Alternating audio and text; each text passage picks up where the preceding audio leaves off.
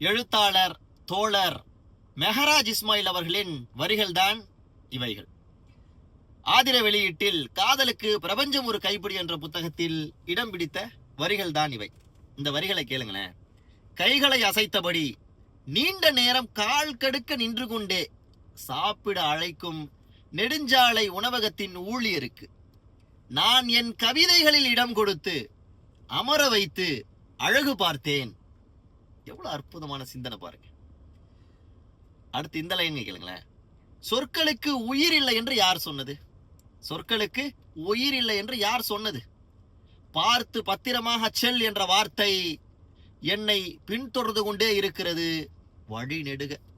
இந்த கவிதை நமக்கு மிகவும் நெருக்கமான ஒருவரை ஞாபகம் ஊர்த்திவிடும். அம்மாவோ அப்பாவோ கணவனோ மனைவியோ மிக நெருக்கமான ஒருவர் சொன்ன வார்த்தையை நமக்கு நிச்சயம் ஞாபகம் ஊர்த்திவிடும் இல்லையா? இந்த வரிகளை கேளுங்களேன். புவிக்கு முதலில் வந்த குழந்தையை போல, இந்த பூமிக்கு முதலில் வந்த குழந்தையை போல சத்தமிட்டு அழுகிறது மழை. பக்குவப்பட்ட ஞானியை போல மௌனித்து கடக்கிறது நதி.